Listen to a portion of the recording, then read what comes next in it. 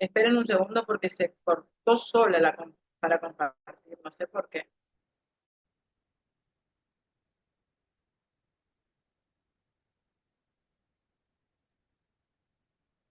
Esperen un segundo, se me cerró. Disculpen, chicos, pero no sé por qué justo hoy anda mal la computadora.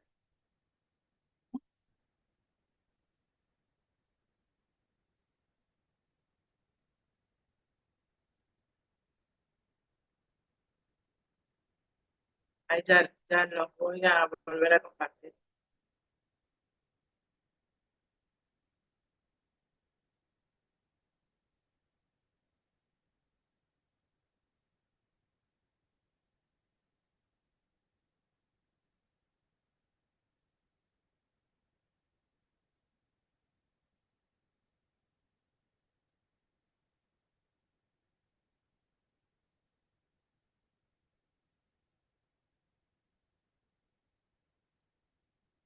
Bueno, ahí se ve.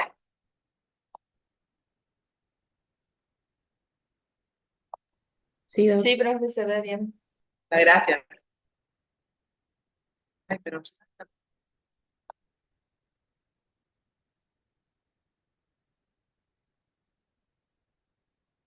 muy bien.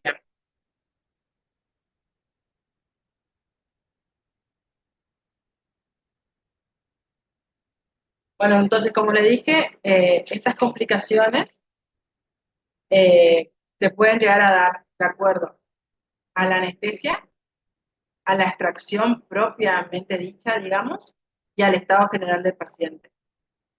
Eh, las complicaciones van a ser, digamos, de acuerdo al estado general del paciente, si el paciente tiene alguna enfermedad previa, todo eso vamos a ir teniendo en cuenta.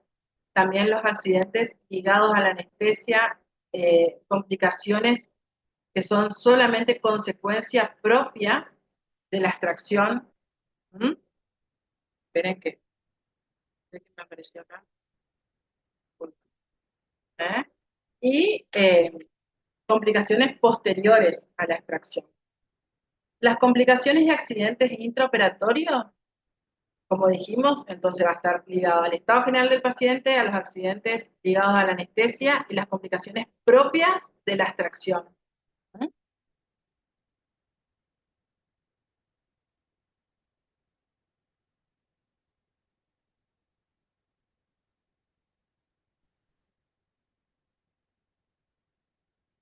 Disculpen porque me anda bastante mal la compu, pero bueno,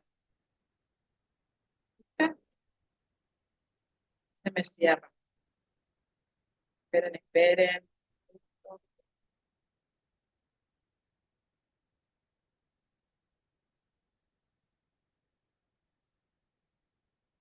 Yo este teórico lo subo esta noche, ¿eh? El PowerPoint lo subo esta noche y cualquier consulta, como está saliendo medio entrecortado, cualquier consulta me van haciendo.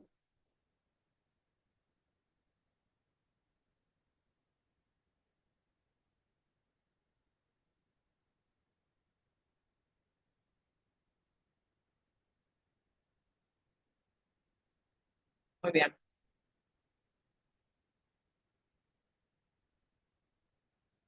Bien.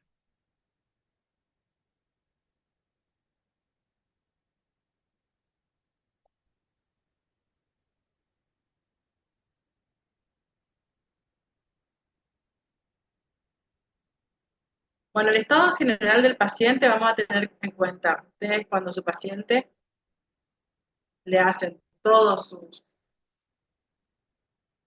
anamnesis y vamos a tener en cuenta siempre los pacientes especiales, aquellos pacientes, por ejemplo, los ancianos. En los ancianos siempre vamos a tener que tienen diferentes características, son generalmente la mayoría pueden tener alteraciones cardiovasculares, tienen fragilidad capilar, son muy susceptibles, eh, pueden ser susceptibles a varias eh, complicaciones y además hay que tener en cuenta siempre que son pacientes que están muchas veces muy medicados. Entonces, siempre tener en cuenta que consumen para que no haya ninguna interacción medicamentosa. Entonces, ese es un paciente especial, ya sea un anciano, también puede ser, se cierra solo, a ver.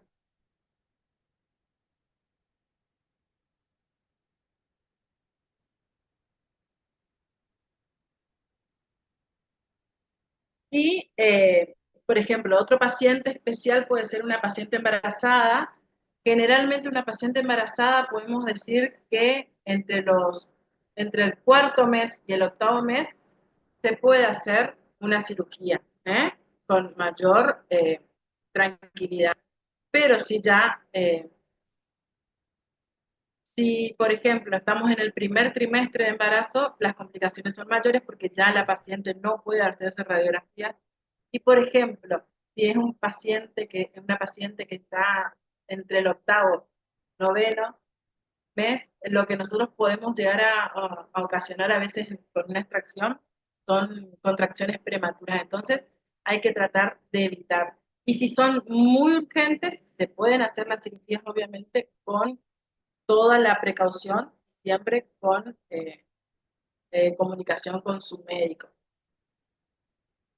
Eh, Después vamos a tener en cuenta entonces, acá, esperen un segundo.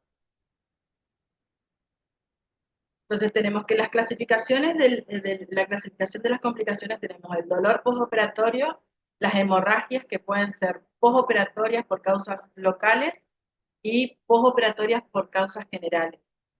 Se pueden dar hematomas y equimosis, edema, trismos y enfermedades infecciosas secundarias, ya sea la alveolitis y la bacteremia, post-extracción dentaria. El dolor postoperatorio es muy habitual. Luego de una cirugía leve, vamos a tener un dolor leve, generalmente entre 24 y 72 horas. La etiología del dolor va a ser por el traumatismo que generó la intervención quirúrgica, y esto va a estar controlado principalmente por analgésicos, ya sea ibuprofeno, puede ser diclofenac y hasta paracetamol. Se la va, de acuerdo por ejemplo, ibuprofeno 600, uno cada 8 horas por 3 días, ¿eh? Posteriores a la cirugía. Lo mismo va a pasar con el diclofenac. 75, uno cada 8 horas durante 3 días. También podemos tener, como dijimos, hemorragias postoperatorias. ¿eh?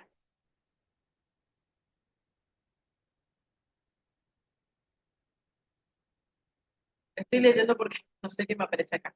Entonces, eh, las hemorragias son aquellas que se presentan después de la exodoncia, que se pueden deber a la existencia de los siguientes problemas. Puede ser que sea una herida mucosa, donde haya desgarro gingival, el tejido está inflamado, entonces hay una hemorragia.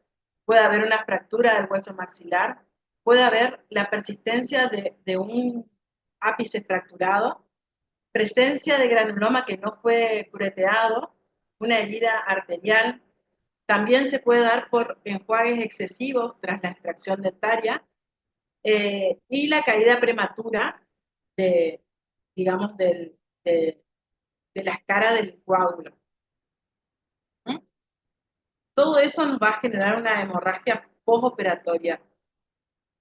También puede haber causas postoperatorias por causa general, que puede ser en aquellas personas que tienen algún trastorno de la coagulación o algún trastorno en la hemostasia. Generalmente, todo eso nosotros ya tenemos que tener presente cuando hacemos la historia clínica. Por eso, siempre es importante tener la historia clínica bien completa y hacer todas las preguntas. Porque ustedes por ahí quieren hacer rápido la historia clínica y pasan de largo y no saben lo importante que es. ¿eh? Y lo que por ahí se pierden al no hacer una buena historia clínica y no hablar y no preguntar al paciente. Entonces, tenemos entonces que la hemorragia, como dijimos, entonces también puede darse por algún problema en la hemostasia. Hay algunas personas que también son pacientes que son anticoagulados.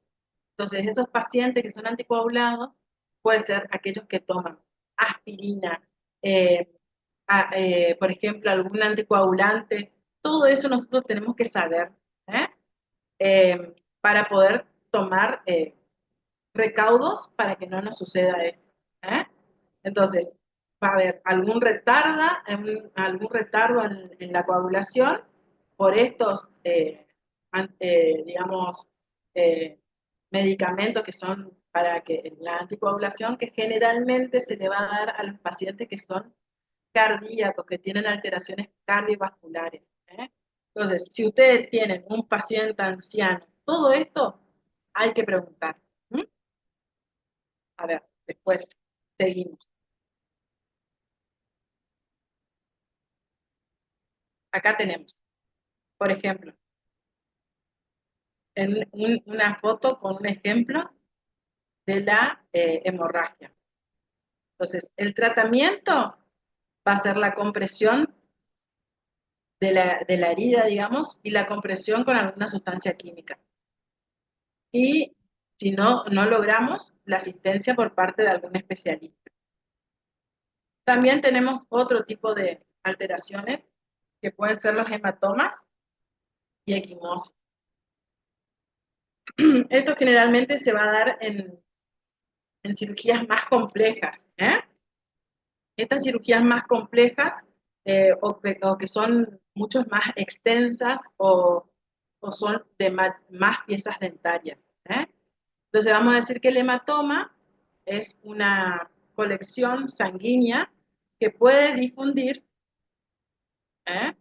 por los tejidos vecinos, desde la extracción y normalmente a través de las fascias musculares. Ese es el hematoma.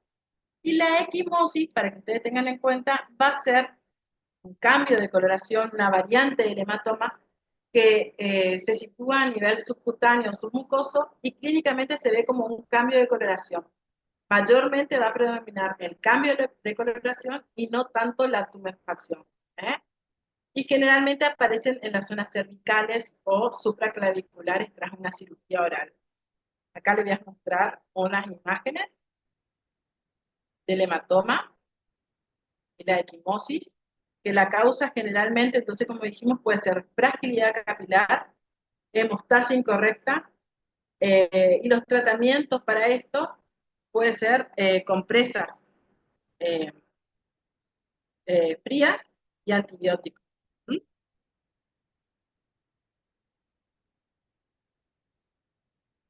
Después,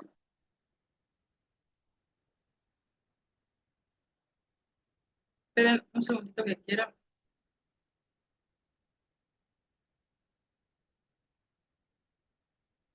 Bueno, entonces consideramos las consideraciones que vamos a tener en cuenta sobre los hematomas.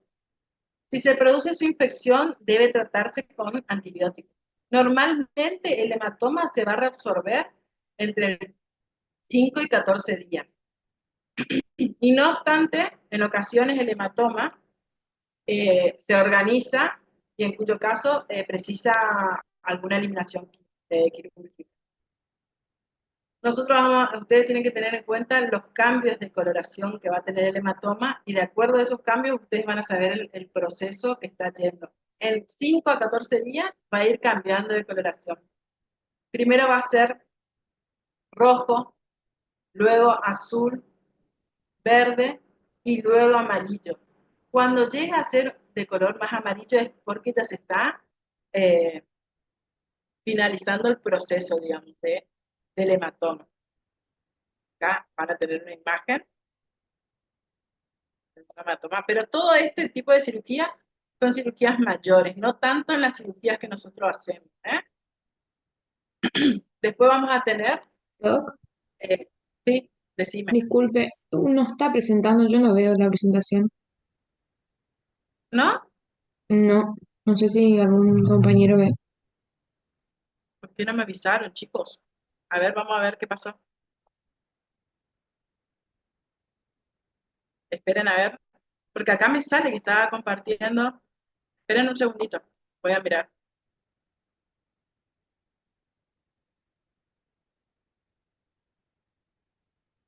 Esperen un segundo.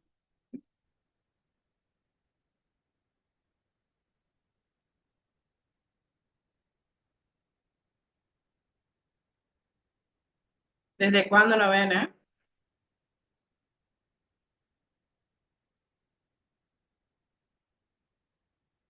Ah, no, no. Yo desde que estoy pensando que estaba compartiendo, perdón.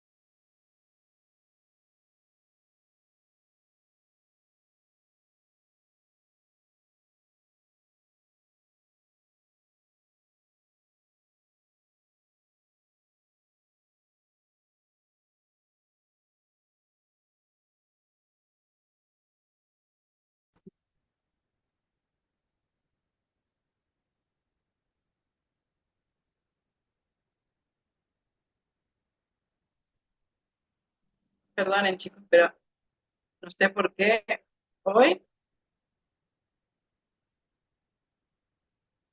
no quiere que funcione. Ahora sí. Muy bien. No sé, no sé cómo está el tiempo, pero está renegada la computadora. Mira, entonces, ¿dónde quedaron? Nunca vieron nada. Bueno, perfecto. Vamos a tratar de comenzar.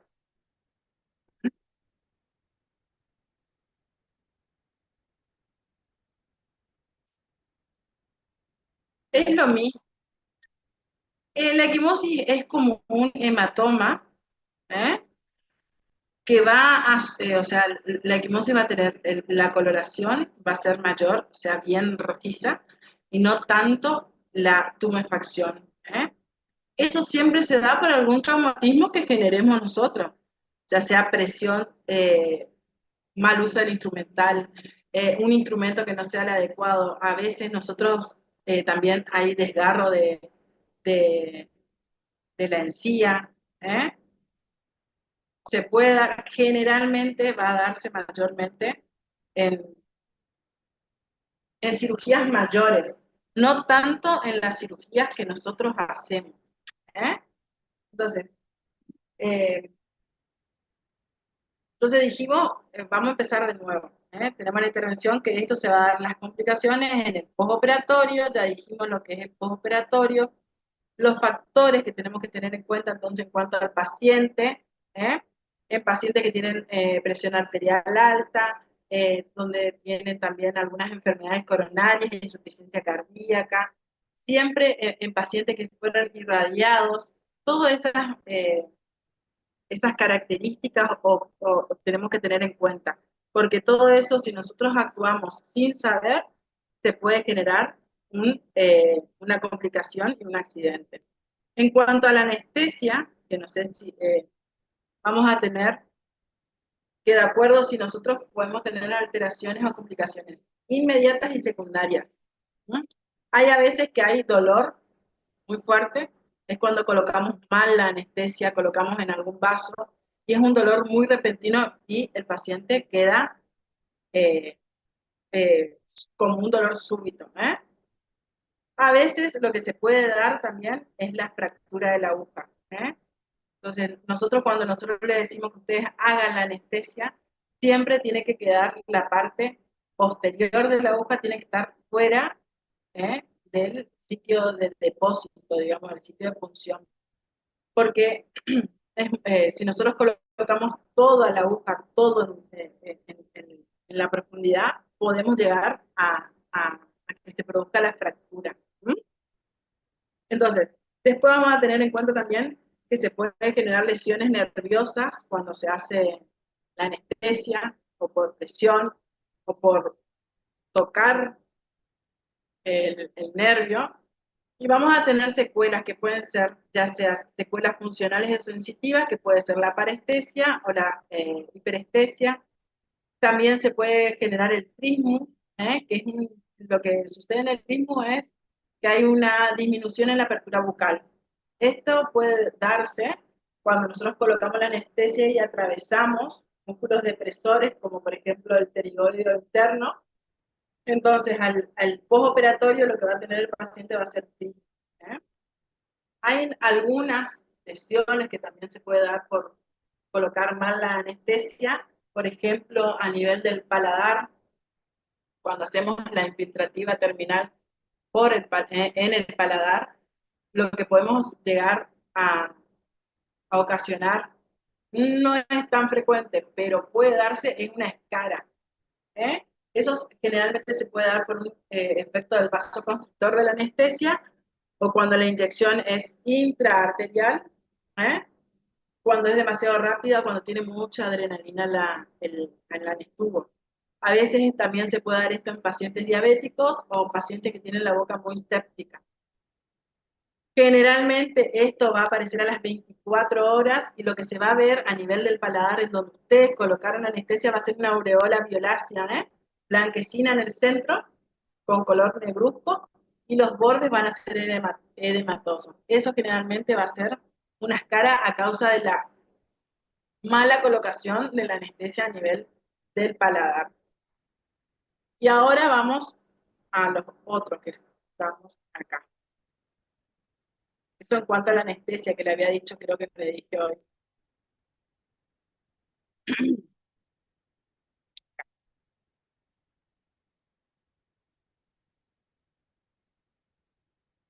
Un segundito que voy a... Entonces, nos quedamos en hemorragia, Entonces, como le dije anteriormente, se pueden clasificar las complicaciones en el dolor postoperatorio, hemorragia, hematoma de equimosis, edema, trismos, infecciones secundarias como la alveolitis y la bacteremia. En el dolor postoperatorio, como le dije, va a ser cuando nosotros hacemos una cirugía de las nuestras que son leves, el dolor postoperatorio va a ser leve y va a ser controlado por los analgésicos y antiinflamatorios. En cuanto a las hemorragias, como dijimos, que la hemorragia pueden darse por causas locales, ¿eh? Después de la extracción, cuando la herida es mucosa, cuando hay fractura de hueso, cuando hay un granuloma que no se cureteó, hay a veces que pueden llegar a quedar ápices fracturados adentro. Todo eso va a generar una hemorragia. Y aquellas hemorragias que van a ser a causa de alguna alteración en la coagulación del paciente. Aquellos pacientes, como dijimos, que tomen alguna medicación anticoagulante, que todo eso nosotros tenemos que saber antes de la extracción dentaria. De manera que nosotros podemos actuar. Y si nosotros tenemos que suspender esa cirugía porque este paciente es anticoagulado, se suspenderá y se hará otro día. Acá le voy a mostrar la imagen de una hemorragia y el tratamiento que nosotros vamos a hacer va a ser la compresión de la herida durante 30 minutos, comprimimos con sustancias químicas. Luego de eso, identificar bien de dónde es la hemorragia, si es necesario colocar algún tipo de sustancia o esponja hemostática dentro de la herida, y después una buena sutura. Si la hemorragia ya es mayor, vamos a tener que tener una asistencia más especializada. Y después, como le dije, el hematoma y la equimosis. El hematoma, para que ustedes entiendan, es como mal dicho, el moretón, pero nosotros vamos a hablar correctamente y eso se llama hematoma. El hematoma, entonces, es habitual en una exodoncia compleja. Para nosotros, no tanto, pero tenemos que saber que entonces el hematoma va a ser una colección sanguínea que va a poder difundir por los tejidos desde el lugar de la extracción a través de las fascias musculares. La equimosis va a ser una variante del hematoma. La diferencia es de que el color va a superar a la tumefacción, o sea, no va a tener sobrelevación ni nada, sino que va a ser más con mayor color, digamos. Generalmente va a aparecer en zonas cervicales y supraclaviculares, tras la cirugía. Acá van a ver unas imágenes en donde las cirugías son mayores. ¿Vieron? Este es el hematoma. Este hematoma se va a curar entre los 5 y 14 días. Si tiene una infección, se tiene que tratar con antibióticos. Si él sigue normalmente el curso del hematoma, entre 5 y 14 días. Y va a tener diferentes coloraciones en ese transcurso de esos días. Como dijimos, primero va a ser rojo, luego azul y verde, y luego amarillo. Todos esos colores van a ir cambiando hasta que ustedes encuentren nuevamente el tejido restituido. Primero rojo, luego azul y verde, luego amarillo. Entre 5 y 14 días. Miren acá la extensión que tiene, en donde vemos que acá ya va cambiando de color. Acá ya se está volviendo más amarillo. Esto ya tiene días de evolución. Otra, para que no te entendí bien, ¿cómo sabe qué?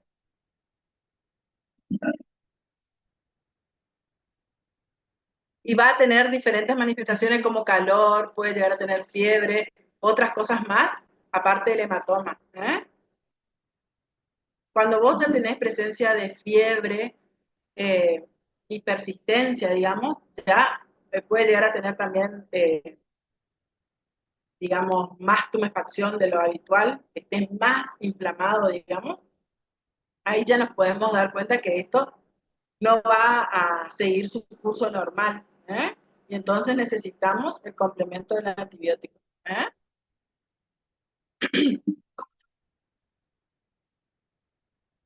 No, más, sí, claro, si está infectado, sí. Bueno, otra cosa que también nos puede suceder va a ser el edema. El edema es la acumulación de líquido seroso en los espacios de los tejidos. Este edema a veces como va a estar acompañada de una equimosis o un verdadero hematoma. Es como que va a estar el hematoma y el edema. ¿Mm?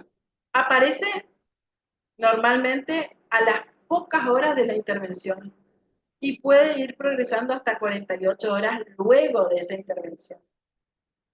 Se presenta generalmente en extracciones dentarias quirúrgicas más complejas. También se puede dar a nivel cuando se hacen las cirugías de los terceros molares. A veces es un proceso normal, luego de una cirugía, o sea, no entra completamente en una complicación, pero es un proceso que se va a dar.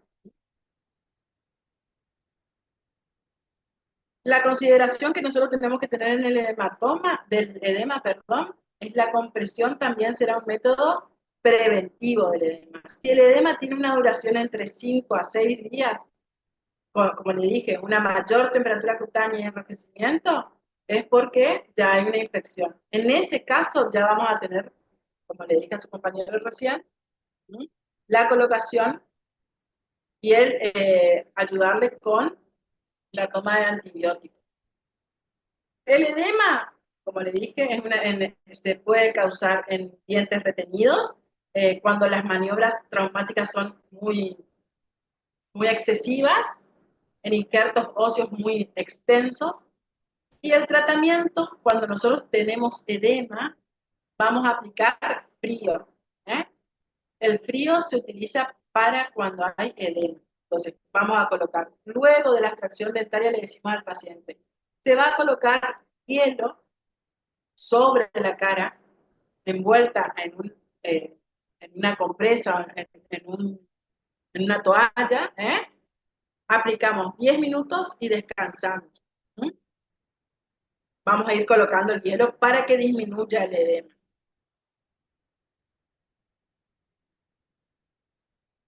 Otra complicación que se puede dar es el trismo. Como le dije, que va a ser la incapacidad del paciente de poder abrir bien la boca.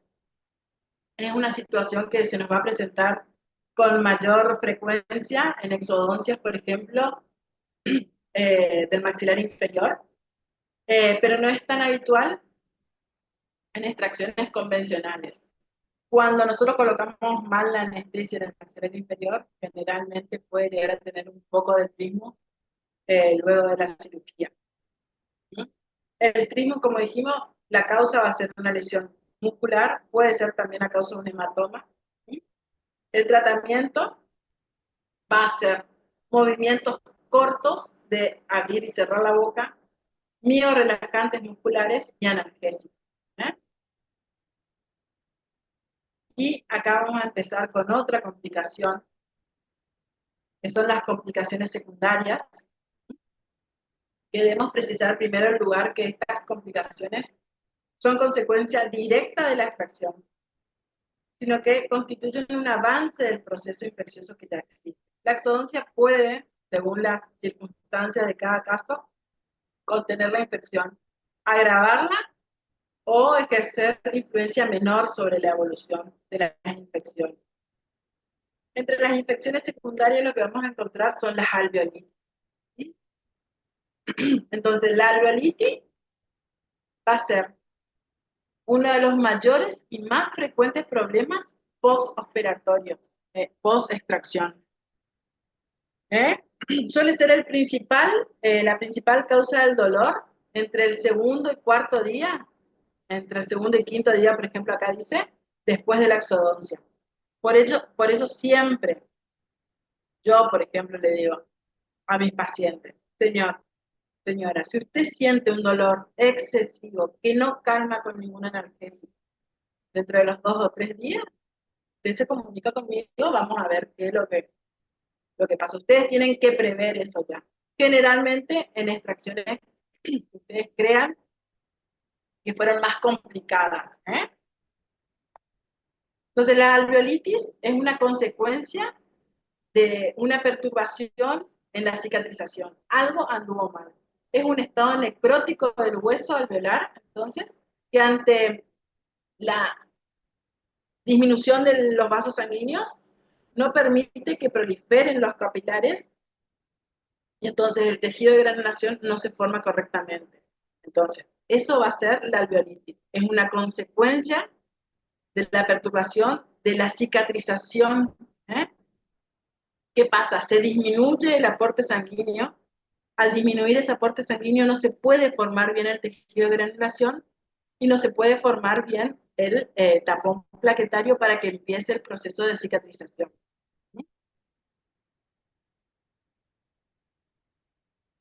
Para tener en cuenta que es importante cómo se conforma el coágulo sanguíneo. El proceso normal de la cicatrización post-exodoncia puede dividirse en 5 fases.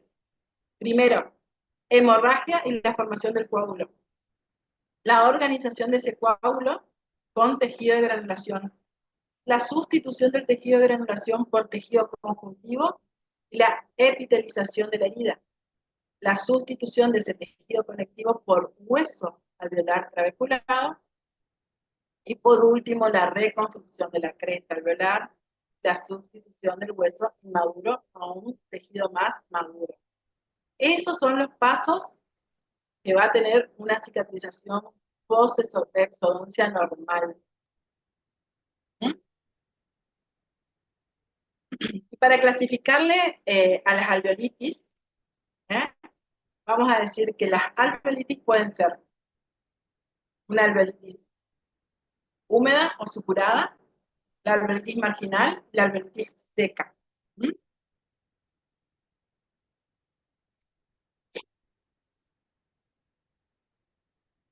Miren acá. Esta imagen que vemos acá es una alveolitis húmeda, en donde va a haber una inflamación con predominio alveolar marcada por la infección del coágulo y del alveolo. Se puede encontrar cómo se va a ver el alveolo sangrante y con abundante exudado. En las alveolitis húmedas suele estar producida generalmente por algún cuerpo extraño que haya quedado en el interior del alveolo, después de haberse efectuado la extracción dentaria. En estas ocasiones podemos encontrar esquirlas óseas, restos de dientes fracturados. ¿Eh?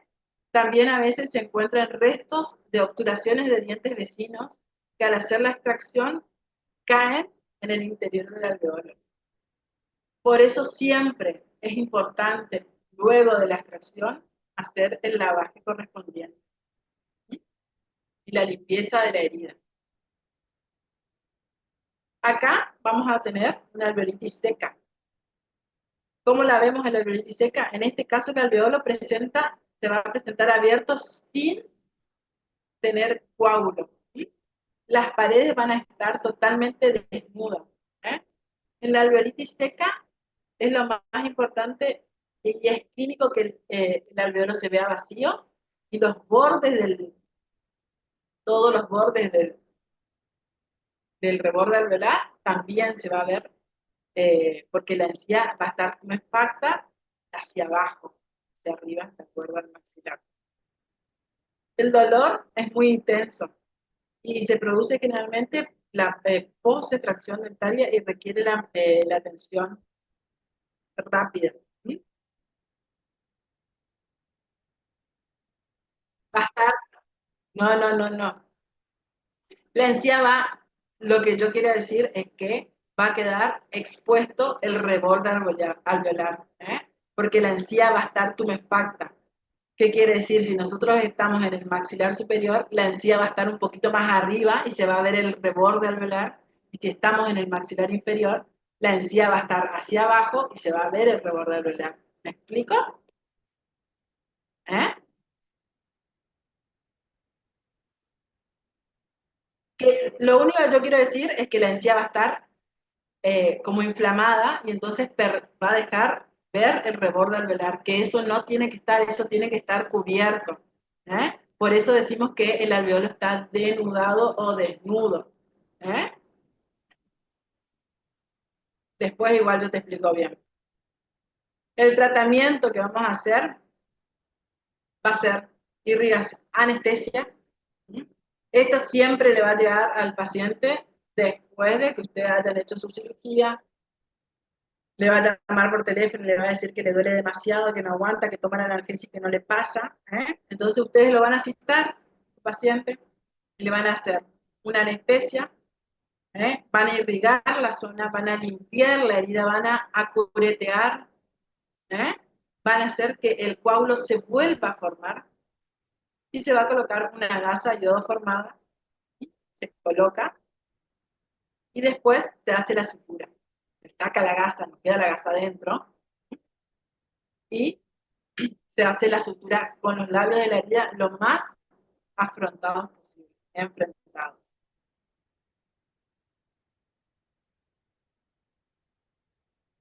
Quiero que tengan en cuenta que la alveolitis es una de las complicaciones postoperatorias más habituales. También quiero que tengan en cuenta que generalmente estas alveolitis se van a dar mayormente en el maxilar inferior. Además, cuando tenemos un exceso de anestésicos locales, anestesia, cuando colocamos mucha anestesia, cuando colocamos anestesias intraligamentosas, como yo le dije anteriormente, al haber mucho anestésico, lo que va a ocurrir va a ser una vasoconstricción. Entonces, no va a haber una cantidad de irrigación como para que se pueda formar bien el coágulo sanguíneo. Entonces, si nosotros colocamos una buena anestesia, ¿sí?, tenemos en cuenta que es un paciente que no tiene dolor antes de la extracción, que no tiene una infección muy grande, va a ser muy poco probable que nosotros tengamos una alveolitis. Y lo otro que podemos llegar a tener va a ser una bacteremia post-extracción. La bacteremia post-extracción se puede dar una endocarditis bacteriana, que generalmente esto, por eso nosotros hacemos en pacientes especiales, por ejemplo, en pacientes con diabetes, que son muy propensos a que se produzca esto, hacemos la prevención y hacemos la antibiótico terapia, de la cual estamos hablando que va a ser 2 gramos de amoxicilina una hora antes. Ustedes ya tienen que tener en cuenta, preguntar al paciente, y si van a hacer la cirugía y es un paciente con, ya sea diabetes o con algún tipo de alteración cardíaca, con alguna válvula cardíaca, lo que sea cardíaco, este paciente tiene que tomar antibióticos antes. Se puede producirse entonces abscesos subperiósticos, miren, y el tratamiento acá como la imagen, que se ve grande, lo que hay que hacer es drenar el absceso. Una vez que se drena este absceso, se le va a dar antibióticos y analgésicos. Lo importante es no llegar a esto. Generalmente, miren, esto se va a dar más en dientes con mayores complicaciones en dientes retenidos.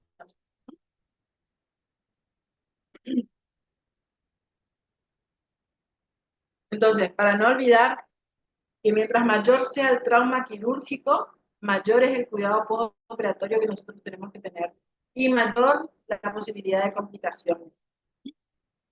Entonces, si nosotros hacemos bien todo el preoperatorio, el intraoperatorio, de manera arreglada, consciente de lo que estamos haciendo y con conocimiento, va a ser mucho menor las complicaciones que nosotros tengamos. Siempre teniendo en cuenta lo anterior, digamos, el preoperatorio, el intraoperatorio, para tener un buen postoperatorio. Y a esta es la bibliografía consultada, Gay Skoda, donde pueden leer, está todo. Todos los demás, Donado, Daskin. Si quieren hacerme alguna pregunta, yo esto voy a subir esta noche. ¿Alguna pregunta? No tengan miedo.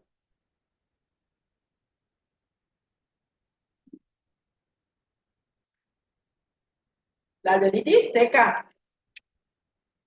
Claro, se puede dar porque sale el coágulo, pero porque ese coágulo puede ser que no se haya formado bien, ¿sí? Por otras razones. Y al no estar el coágulo, se produce la alberitis seca. El coágulo puede no estar porque no se formó bien, a veces porque el paciente se enjuaga y tiene buches y ustedes le dijeron no haga buches, no, hacen lo mismo, ¿eh? O hacen actividad física o no se cuidan o fuman. Todos estos son factores también que nosotros no sabemos que puede hacer el paciente, ¿eh? Y que pueden generar la, eh, la no buena formación de ese coágulo y el desprendimiento del coágulo. ¿Mm? ¿Algo más? ¿Alguno de ustedes tuvo algún caso de alveolitis?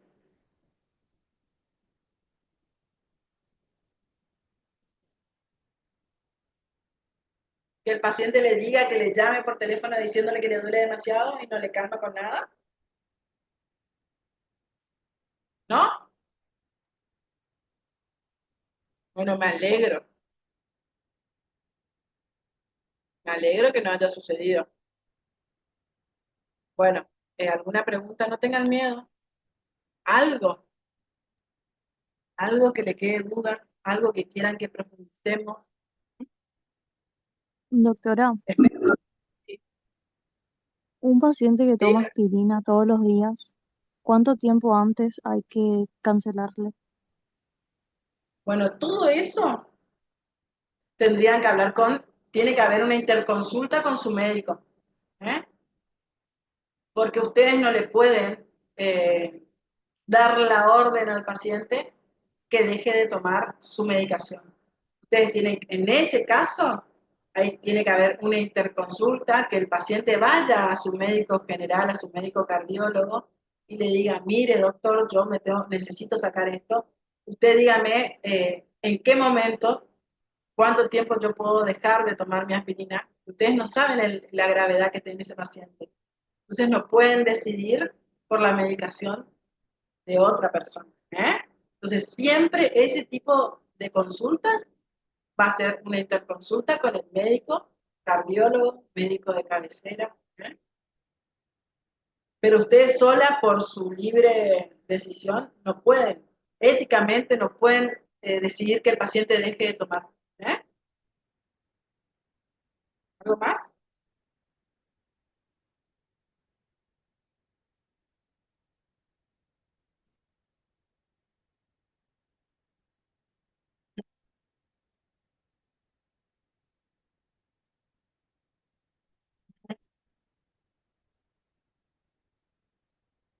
¿Hace,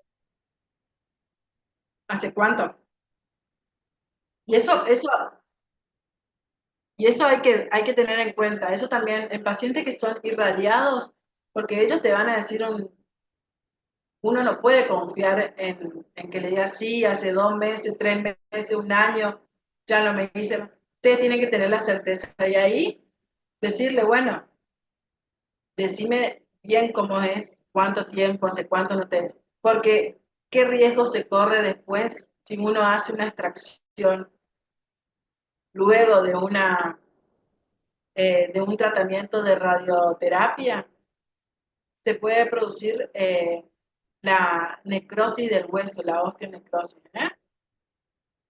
se puede generar. Entonces, siempre un paciente con paciente oncológico, generalmente el paciente oncológico que el médico ya lo diagnostica, el médico debería de revisar la cavidad bucal y realizar todas las operatorias que tiene que hacerse antes de realizarse la radioterapia, para tener la boca sana, relativamente sana, para que no ocurran complicaciones.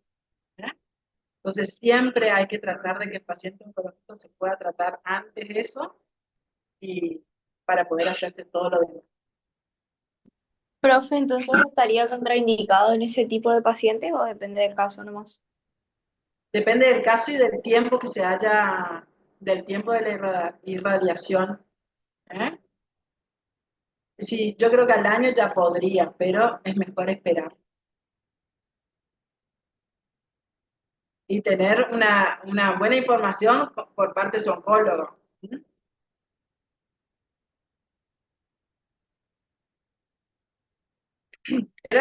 ¿Cuál era no era el paciente que vos le sacaste hoy? Ah, está, muy bien. ¿Algo más? Porque ya veo que usted, ¿cómo?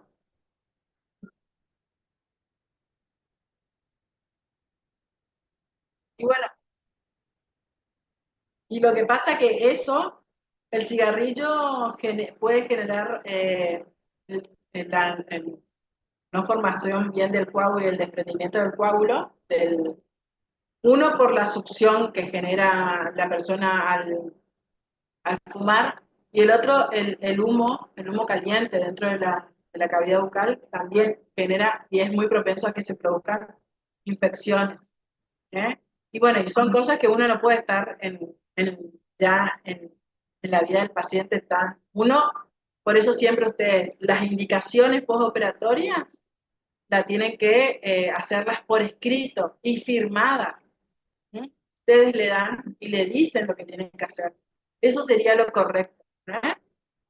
De ahí a que el paciente cumpla o no, nosotros ya no podemos entrar en esa disyuntiva, digamos. ¿Eh? Ustedes le dan la indicación de que haga el paciente, ya no sé. Pero ustedes le indican, no fumen, no fumen, no fumen. ¿Mm? Si mejor, 3, 7 días. Lo mejor en 3 días.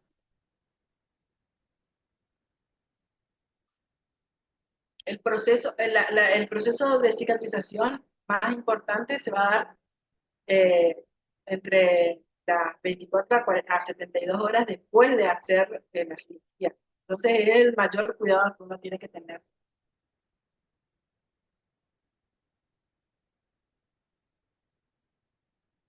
¿Qué más?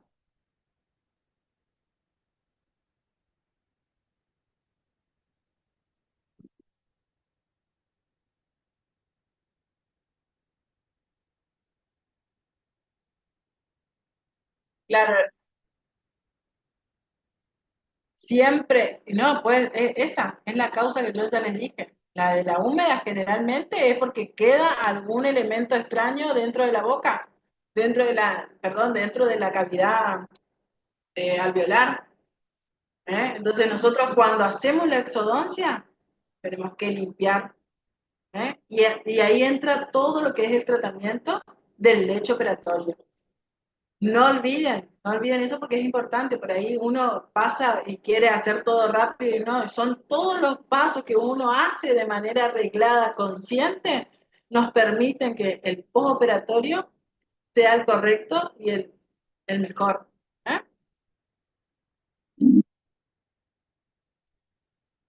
¿Algo más?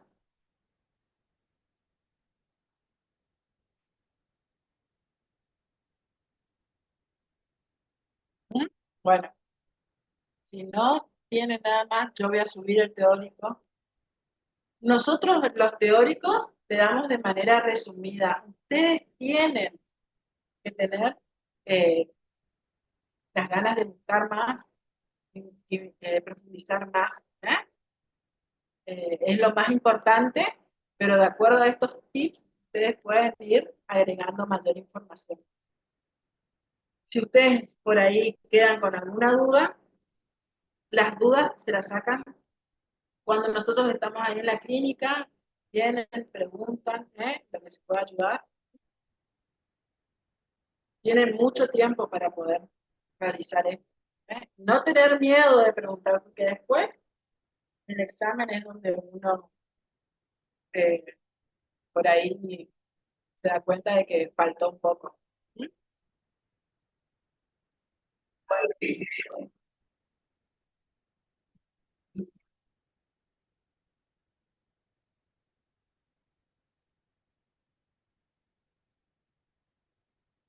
Claro,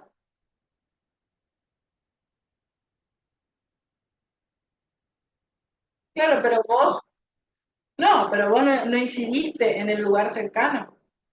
Acá te está diciendo que la alveolitis húmeda es una inflamación con predominio alveolar porque nosotros, ¿dónde es el fin de nuestra cirugía? En el alveolo, sacar la pieza dentaria del alveolo. Entonces, ¿dónde va a sufrir esta alteración? En el alveolo. ¿Mm?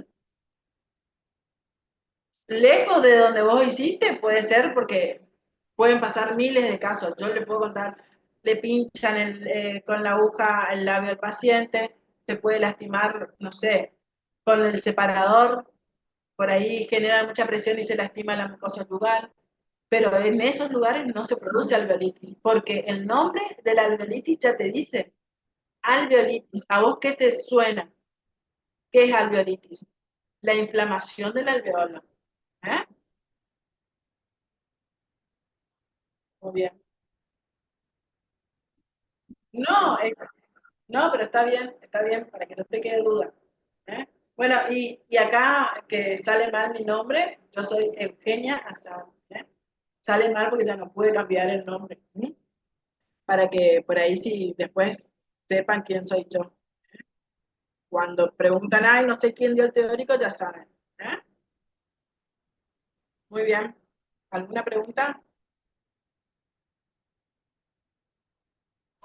Voy a mirar, voy a mirar a ver todos los que están conectados.